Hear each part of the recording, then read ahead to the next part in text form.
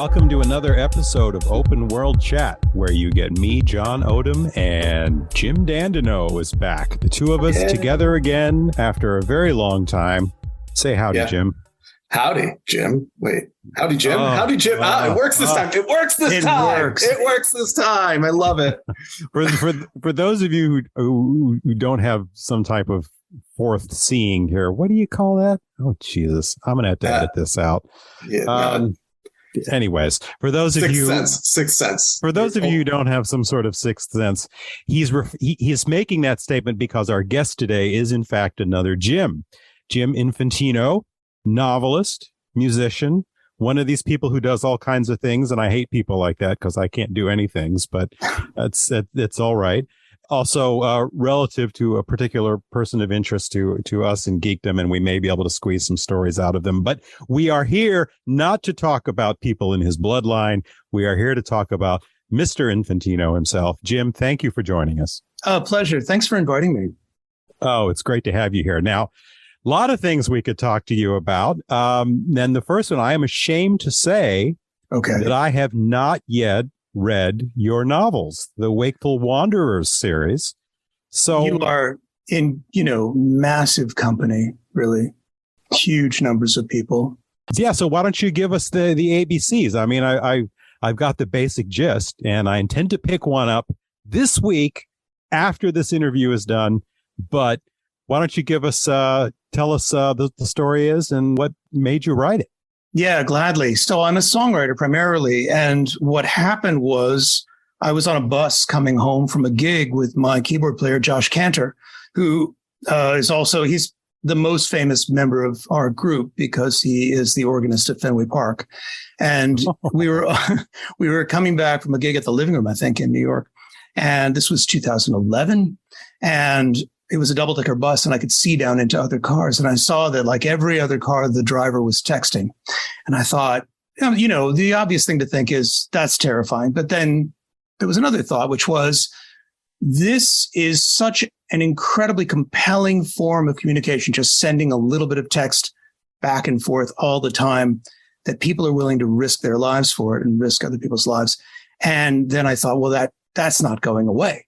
Right? Whatever horrible future there is, this is not going away. We're going to find a way to keep this going. And so then I thought, well, what will that be like in 80 years? And suddenly I got this entire world that just sort of downloaded into my head and had a main character. And I realized it was not a song. It was not an album of songs. And I was screwed. So I needed to think about whether I should write a novel. And first thing I thought was no. And then I went to tell everyone about my idea for a novel, and I bored everyone to death, and people moved away from me at parties, and I became very unpopular very quickly. So I realized I needed to start, and I found my starting point, and then I started writing, but it took 5 years to get to that point. So the novel is, in short, it's a post-apocalyptic cyber hippie travelogue. So there are two cultures in the world in 70 years now. There are the interconnected, and there are the traditionalists, let's say. I mean, that's actually a term that's come into use recently, traditionalists, which I think does describe a kind of conservatism, a kind of a hearkening back. The problem is there was a rapid ocean level rise, and the markets collapsed. And because governments, you might know this, run on money, money essentially collapsed, and partially also because people invented a different way to get along economically, which was a sort of gifting economy that depended on extremely quick communication, which was enabled by brain implants. So the interconnected are brain implanted gift economy culture. They're a brain implanted gift economy culture. And the main character is one of them, a guy named Mardo. Whereas most of the interconnected stay at home and don't go anywhere because they don't really need to. Mardo likes to unicycle around and talk to people, and that makes him a little odd. And so people follow him. And so because they follow him, he has what he needs in terms of food and lodging and most of whatever he wants. He's not incredibly popular, but he's middle popular. And he goes around in this book talking to different tribes, different places along the Connecticut coastline, and then up into the Pioneer Valley area. And he meets various people of differing merit and differing culture, and he reports on it. And meanwhile, the traditionalists are trying to destroy that whole interconnected world. So there's a separate plot whereby our character Barnabas Yanover has a plot to take over the town that Mardo calls home, which is called Riverside, which is around Tarrytown, New York. So that's the first book in a nutshell. I got to the end of the first book and realized there was another one. So I wrote The Wakeful Wanderer's Guide to Disillusionment, and I'm working on the third one. Did it take you 5 years to first put pen to paper, or did it take you 5 years to finish the book? To start writing, it took me 5 years. Yeah. How much of the book fell into place in your head in those 5 years, or was it your brain hitting the same notes over and over again for 5 years until you finally got it out? The hardest part was the economy. Mm-hmm. What I realized is that the economy of, we say capitalism, but that's a little too specific. I guess I mean the economy of unitary value. There's a better word for that, which is not coming to me. Commodification, that's the word. So we live in a culture of commodification, so things have value. We have value, right? And our value has a number.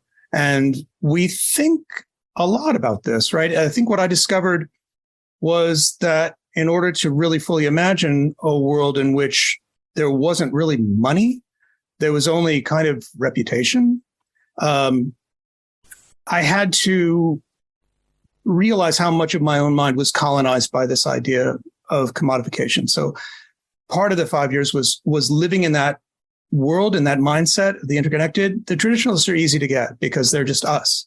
But this other lifestyle in which people just use things, they don't need to own them. They use them and then either gift them or they let them go. So they live in this kind of minimal Quando style lifestyle where, a thing comes, a thing goes, a home comes, a home goes. It all depends on your position in society. It's not an egalitarian system either. So there's this, that was the hard thing. And then I did gather the characters somewhat as I was thinking through the culture, because the characters were determined by the culture in some ways. And then when I started writing, the hard part and the thing that I was lucky to find was literally the physical starting place, which was in Tarrytown in this old mansion that I had played with my band. I moved it, but it's in my mind, it was this old mansion. I played New Year's Eve, 1999, with my band. It was on the Hudson River. And I was thinking of the song, from Hair, Let the Sunshine In. Mm-hmm. What is that's? It's got a different name, but Let the Sunshine In. And then I was thinking the Lester Sunshine In, and that is where the novel starts, in the Lester Sunshine In. So you've got a setup here where you could do book 4, 5, 6, 7, 8, 9, 10. I could. It's going to consume your life now. Is this your new life? I really want to end this in a trilogy. I think if there's a book 4, it could be in the same world, but I think it should not be the same set of characters. Oh, there you go. Let's skip another 100 years ahead. Yeah, I mean, I have no idea, but I am trying to land the plane. Yeah. Easier said than done. Well, no, starting the plane is the hardest thing. God bless you that you're talking about, you had this idea for this book, and I'm thinking, I have one of those every day. But but you made it happen. I'm impressed. And again, people like you who can do all these things, I can't stand you. So. I'm actually an incredibly lazy person. That's the thing. I just write a little bit. Yeah, you're not helping. Okay. All right. So how much of the book was inspired by, I mean, it sounds like a lot of it was informed, at least, by your own travels as a musician. Yes. Is that fair? And how much of it Do you find yourself writing stuff down and having to pull back because too much of your life is sneaking into it and not enough of the characters is shining through? Well, not every place that I write about is a place where I've played music. Most of the places that I write about, I've been to. And that idea of being constantly on the go is certainly, Marta's character is informed by that. And it is, my friend Dar Williams wrote a book called What I Found in a Thousand Towns, which is absolutely about coming back to the same place and seeing how it's changed and what makes a town work and what makes a town not work. And we were both writing, she was writing that book while I was writing this one. So it was kind of interesting. Her approach is radically different, but both are pretty much informed by moving around a lot. I pick out some names of people that I know, but I don't really write about characters that are people that I know. Did that answer the question? I got lost. It's always interesting to me where the line between lived experience and fiction ends and blurs and how they kind of brush together. So, it's especially with speculative fiction, and especially with something that's not fantastical, right? You're not sending anybody into space. You're not sending, there's no magic. There's no nanotechnology, presumably. There are tiny robots. There are totally tiny robots. Oh, are there? Okay. Oh, yeah. Well, there are implants. We knew that. Yeah. Well, implants, but okay. That's different. Yeah. I will back away. How much of the intervening 70 years do you know in your brain prior to the novel starting? In the book, Marta likes to talk about the past a lot, actually. He feels that most people would rather forget, and he would like to remind, because he feels like the society is going off course by not remembering history. And so he does go back over kind of what happened and the history of the implantation, which is stuff that's happening now. But he certainly talks about a particular company that invented a certain, the beginnings of the technology that they were using and how things went terribly wrong when they used it to stay awake longer to get more work done. So there's that. And then, I have rough dates for the environmental collapse and catastrophe. And it is hard to keep everything tight in terms of people's ages and in, how long they've lived and what they would have remembered, what they would have lived through and how that might have changed them. Right. I mean, I have to imagine that like the pace of change over the last 50 years, 60 years has really accelerated. And I have to imagine kind of projecting that out another 60 years. It's got to be kind of exponential and very complicated to manage in your brain. I was trying to write a story that would freak my kids out, because I figure, whatever we're living through would freak our grandparents out and always freak our parents out. And especially in terms of the rate of change of technology and how we embrace it. And I wanted to kind of look at what would freak my kids out that their kids would be doing, or even their grandkids. And I felt like if I was getting that right, then that I would be on track. For example, the implants, the way you install them in your head, they're like a slug. They're like an artificial slug that kind of crawl up your nose. Yeah, there you go. Yeah, that's what I was going for. Sort of Babel fishy. Yeah, that'll do it. But up the nose. It does sound like it has a Hitchhiker's Guide vibe to it. It's funny. I mean, it's subtly funny. It's strange and funny in a strange way. But that's a carryover from a lot of the songs that I write. Well, and speaking of those, this sort of, it's perfect segue, but especially how this was sort of indirectly coming out of your music, not from the music, absolutely. But from the experience. Tell us about your music. You've been doing this for quite a while now. I have, haven't you? Oh, many, many years. I started a band in 95. It's gone through a lot of changes, but the guys who are in my band now, my drummer and my bass player's been with me since 97, drummer since 2002, and Josh has been playing with us since 2008. So we're an old band now. And you were performing solo before then, right? I was, yeah. I started I started playing when I was like 12 or 13 and writing. And thankfully none of those songs exist anywhere that anybody can find. And I came out with a cassette in 87, 88, I think.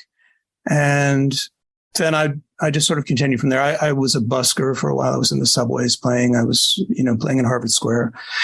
And then I hit the coffee houses and I was a solo artist. And eventually I wanted to make a bigger noise. So I formed a band and we started releasing albums as a band.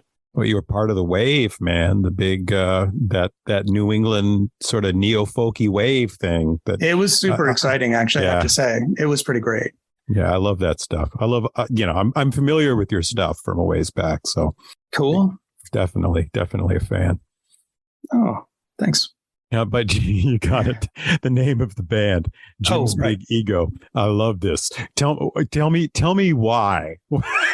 Yeah. So, yeah, I mean, I was a solo artist and, performing under Jim Infantino, which, it was, it's funny. It was not an Irish name, although I'm half Irish, but, Infantino kind of stuck out here in New England. And I wanted to form a band and I couldn't think of a name for the band. I thought of the Me Three, but we'd have to stay a trio. And then I thought, I'm going to be the front person for this band. And that's an incredibly audacious and obnoxious thing to be. So it's really Jim's Big Ego. Mm-hmm. And it was based on the name Ed's Redeeming Qualities, which is a band that I really love. It was from around here. It's my biggest blind spot here. The music? Well, no, I mean, specifically like folk from before, like I met my wife, basically. So pre-2008 folk that's not James Taylor, right? Like otherwise, I mean, I was a child of the 90s, so it was, grunge and then hip hop and then new metal for me. And I have absolutely atrocious taste in music. We told the DJ at my wedding, absolutely under no circumstances should you take any requests from me.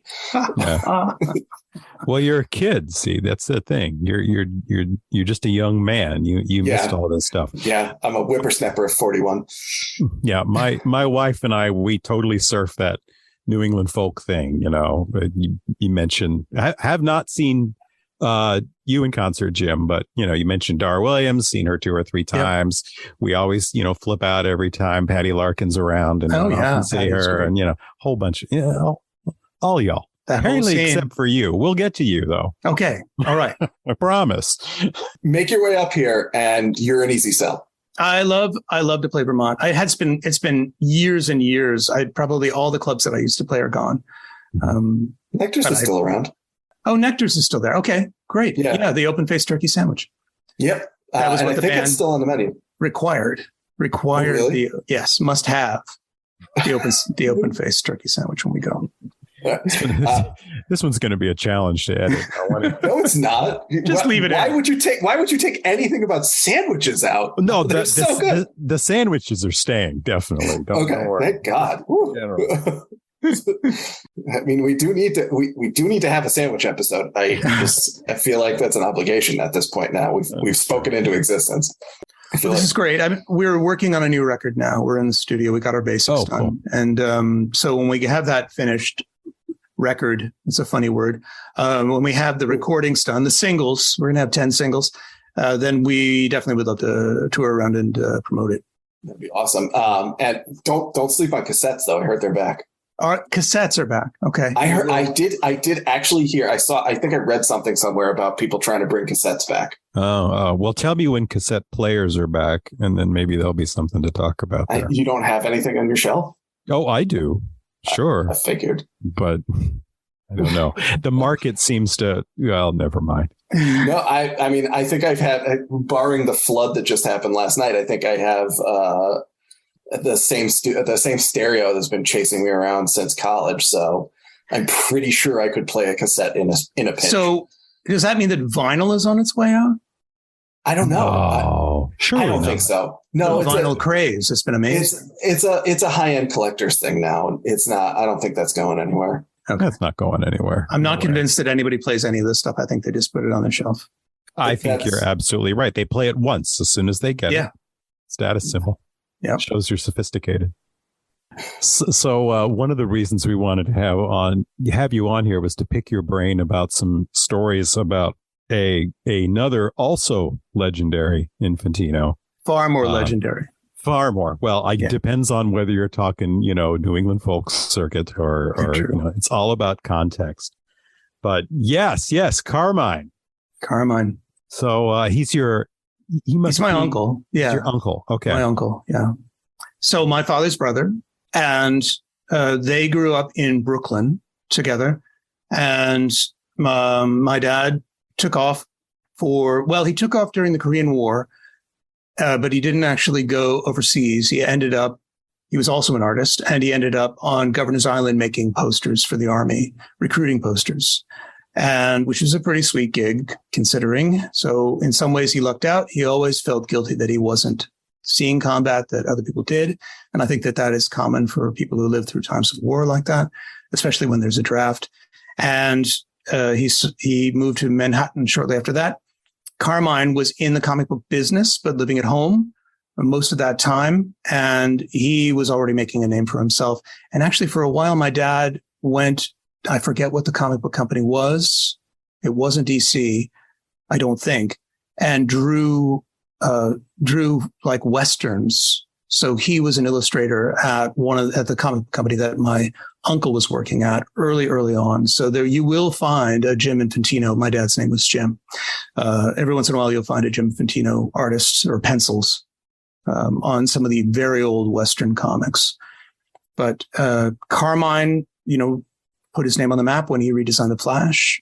Mm-hmm. And I know him as an uncle. So the way I know him is I was a kid and he would come over, and big personality and, really outgoing, outspoken, and not all that polite, smoked cigars. and he brought a big bag of comics with him every time he came to see us on the weekend. So we basically saw everything that DC was putting out. I think they gave him everything. He was the publisher at one point, and he would hand them over to us. So, and he always referred to them as books. And so I got to know all of these superheroes that he was bringing by, and some of the first Conan the Barbarian comics, and some of the really strange stuff that was, I can't remember. So that some of them were just weird and experimental and not appropriate for kids at all. And but yeah, we loved them. My brother and I went through them just every day until the new batch arrived, and then they piled up in the closet. But years later, when I was grown, I took Carmine out for an Italian dinner in Greenwich Village. And I was teased him about this because I was like, oh yeah, my famous uncle, haha. He's famous for doing comic books. And I didn't really get the importance of that, right? So we're sitting down at dinner, and the person who's serving us, the waiter, tells us a little bit.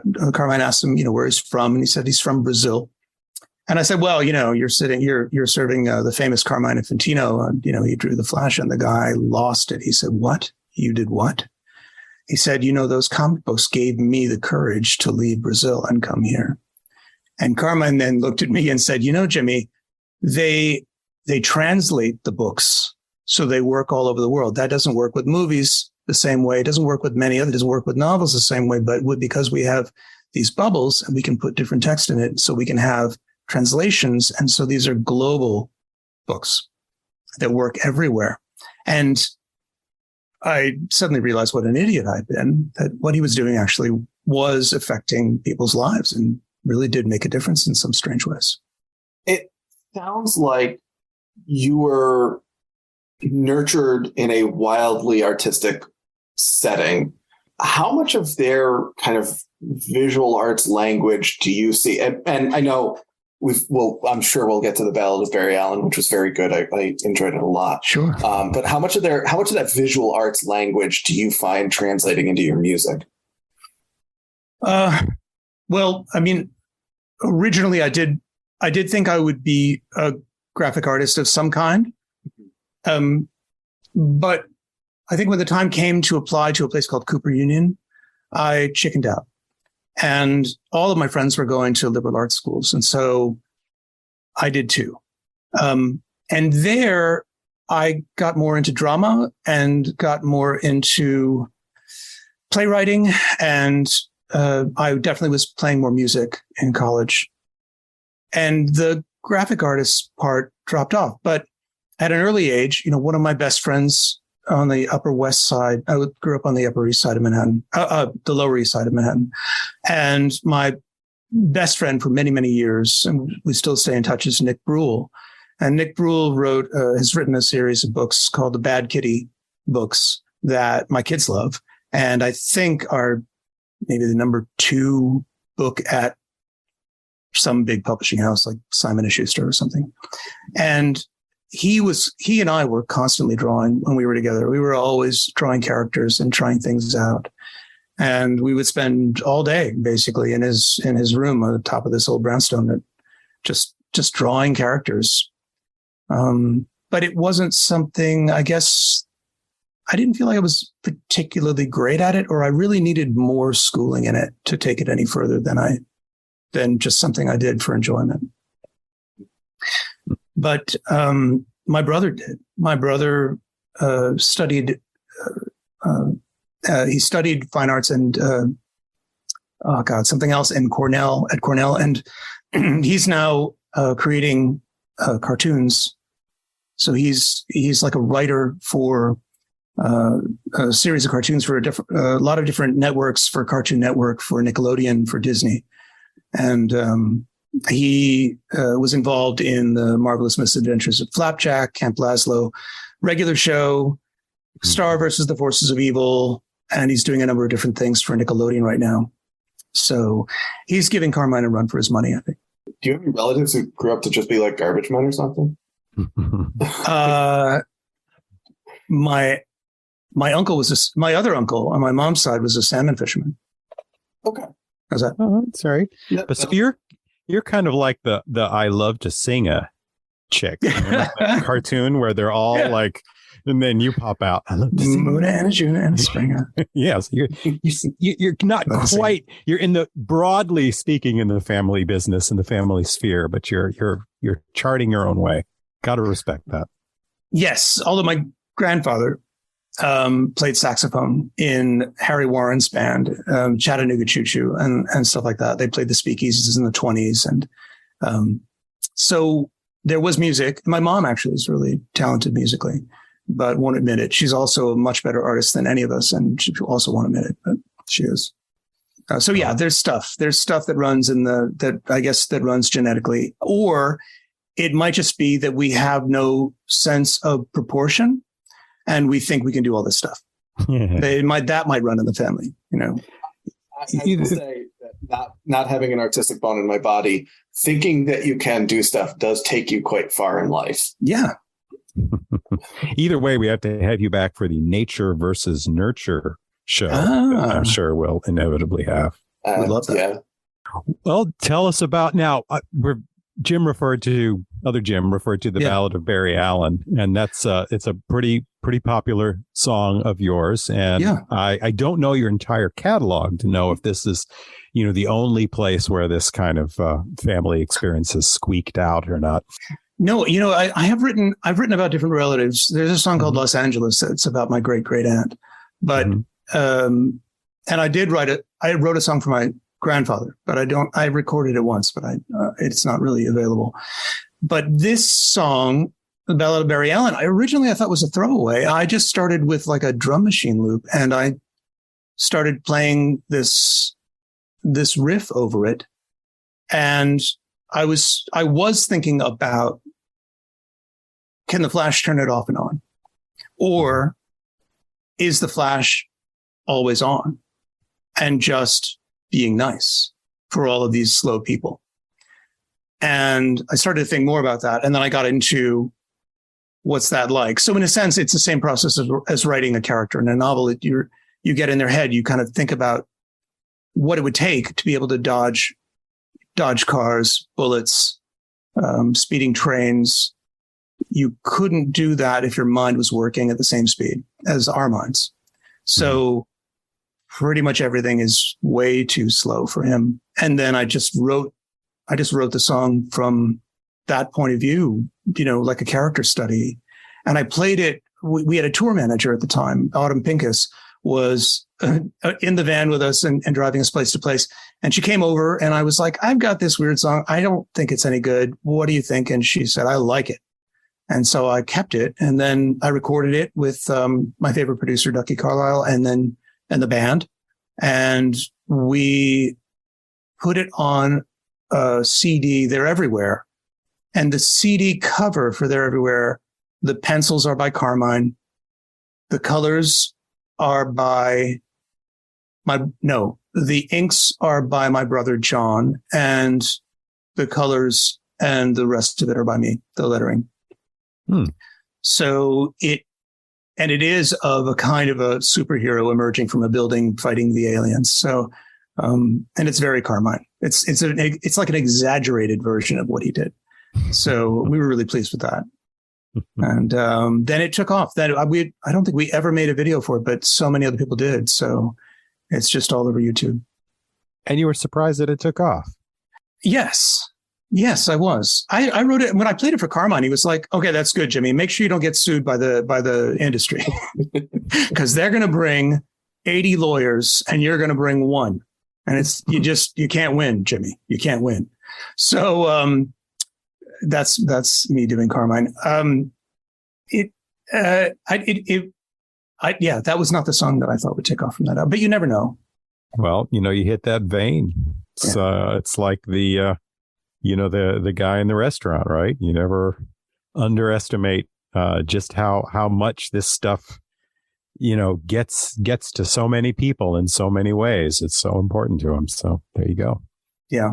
The fantastic characters, I believe, really work deeply into our unconscious. Our unconscious recognizes, right? Like, and the guy whose brain moves faster than everybody around them definitely resonates with a lot of people, right?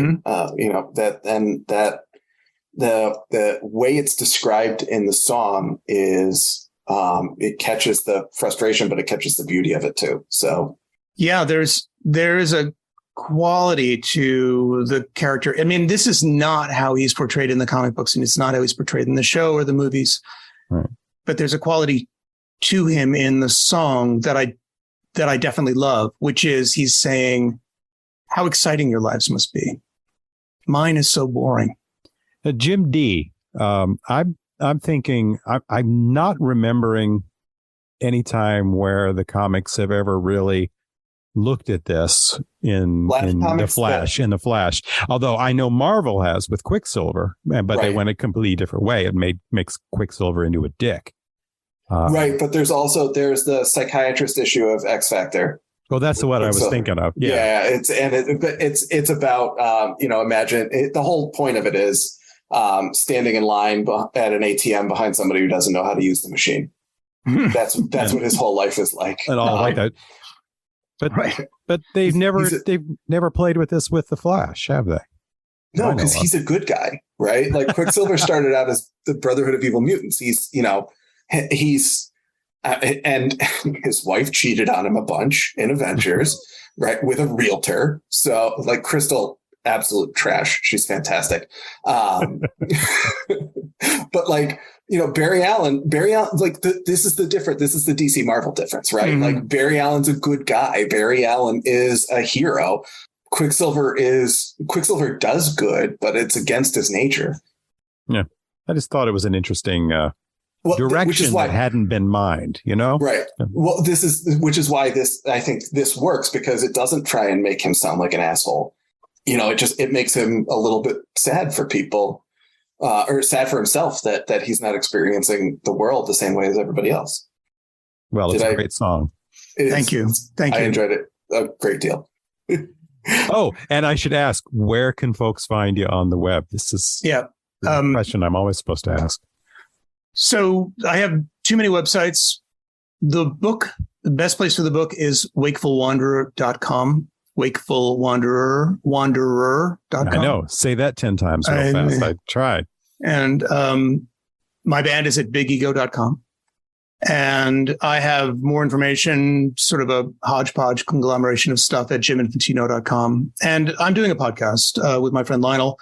We have 18 subscribers, but we kind of don't care. It's really just a way for us to talk to each other. And that's called Funny Not Funny. Excellent. All right. Well, we'll have to have you back again sometime. And until then, yeah, thanks for coming. Thank you.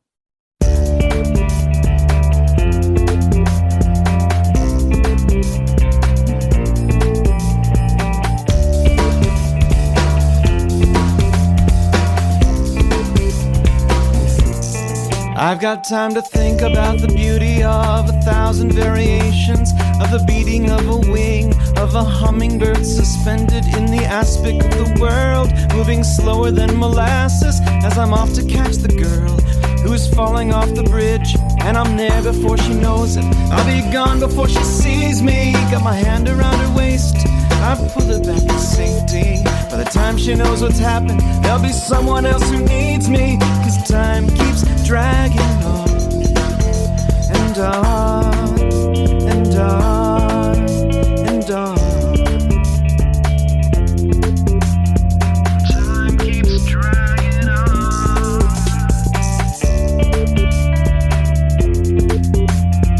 Time keeps dragging on. I've got time to think about my past as I dodge between the bullets. And my life was so exciting before I got this way. And how long ago it was now I never can explain. By the clock that's on the tower, or the one that's in my brain. And I'm there before you know it. I'll be gone before you see me. And I'd like to get to know you, but you're talking much too slowly. And I know you want to thank me, but I never stick around, 'cause time keeps dragging on and on and on. And you say that time goes rushing by, you seem so slow to me. And you see a blurry around you fly, but it takes too long, it seems so slow to me.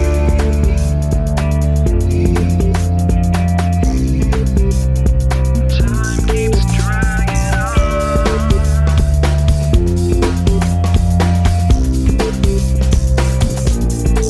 I wish I'd never gone into my lab to experiment that night, before lightning flashed around me and time changed speed. Now I gotta try to be so patient until calamity will strike, because when things change in an instant, it's almost fast enough for me. And I'll be there before you know it, I'll be gone before you see me. And do you think you can imagine anything so lonely? And I know you'd really like me, but I never stick around, 'cause time keeps dragging on and on and on and on and on. And you say that time goes rushing by, it seems so slow to me. And you see a blurry around you fly, it takes so long, it seems so slow. And you say that time goes rushing by, it seems so slow.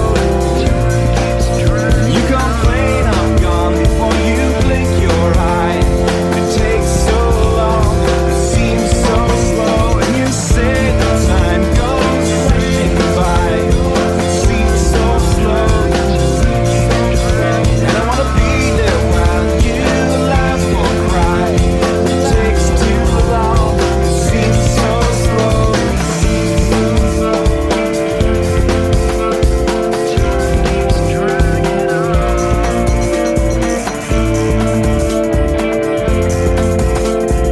Time keeps dragging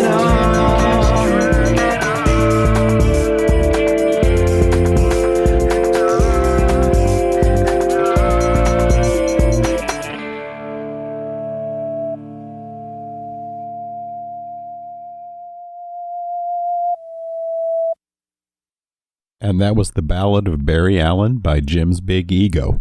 See you next time.